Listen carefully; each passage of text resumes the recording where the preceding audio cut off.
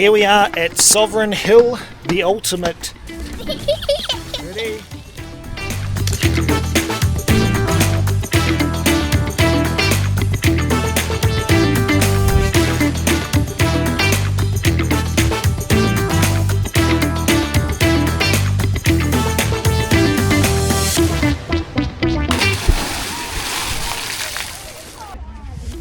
Kia ora everyone, so we are now in Melbourne, and the beautiful thing with being in a beautiful city like this is, number one, you get to go to your favourite coffee shop, and whilst we're on the road anyway, there's some amazing places on the Gold Coast, but we are going to grab this coffee, stack up on it, put it in the freezer for our trip, and we are now going to visit Tarts Anon after our kids enjoyed the Dessert Masters and watching that series. One of their contestants, Gareth, owns Tarts Anon, so we're going to take this opportunity to test it out. So let's take a look at this week's highlights and we'll catch you at the end.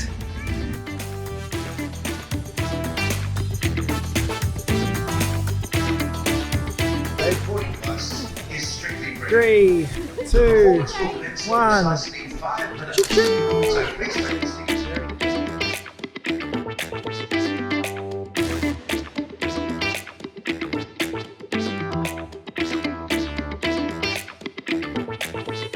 Thank you, Reynold. Appreciate the pre-show dessert. Loved it. Did you like the dessert? Yeah! Yummy. So here we are at Sovereign Hill, the ultimate homeschooling activity for anyone on the road and anyone that homeschools. So we're going to head in now and check it out.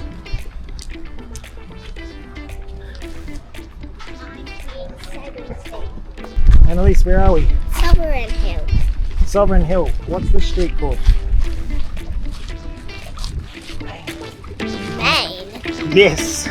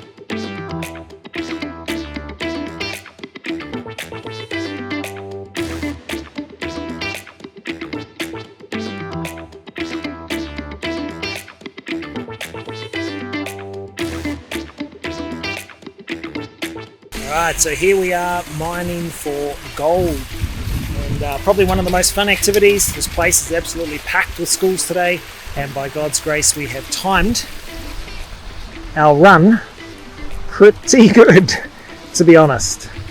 And we got some tips from some other campers that the best place to actually pan for gold is right there.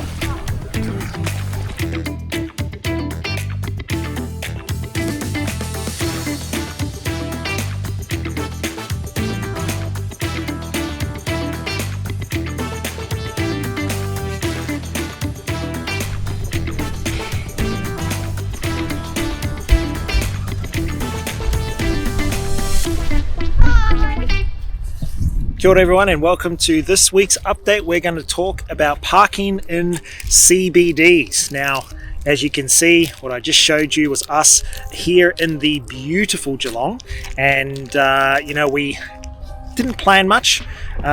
We have to catch the Spirit of Tasmania this afternoon, and we wanted to make the most of the 3 hours. So coming into Geelong, we did as much preparation as we could. We checked out Wikicamps as a first point of call to find out if we have parking available for caravans in the city here. We then checked Google, as most people would, and it was actually Google and an article we found that helped us understand that there was actually caravan parking. It's not super easy, and we've done this in a lot of different very busy CBDs. You do have to pay attention to the signs on the way here. We saw plenty of signs with weight restrictions, and in front of me, I can show you here, we have a 3.5 ton van, and then this car alone is 2 ton, and then you add the tow ball weight, and you're starting to really get up there. So knowing your weights and paying attention to the signs on the way in is very helpful. Look, I guess our secret is to not just rely on a single source of information. You have to Google, you have to read different things, because the article that we read was probably correct a couple of years ago, which was when it was written. It stated that there were 2 spaces that you could park with caravans.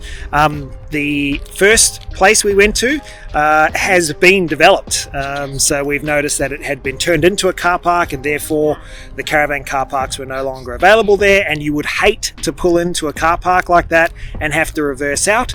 It would, if you are fairly good at reversing, I guess it's not an issue with the reversing that I found. It was more of an issue of other cars that are on these roads, and you have to stick your 9-meter rig out onto the road and then kind of pull across. So to save yourselves the trouble, we actually find the locations. We do a Google Maps, or I do have a different software for my property purposes called Near Maps, which has a lot more up-to-date photography of these areas. And before we even traveled to Geelong, I jumped on that map and I started to zoom in and have a look at exactly what was there. And it's usually late within about a month or so, so I'm fairly confident that when I arrived. So we came straight to this car park, and thankfully we're very lucky that there's no other caravans here.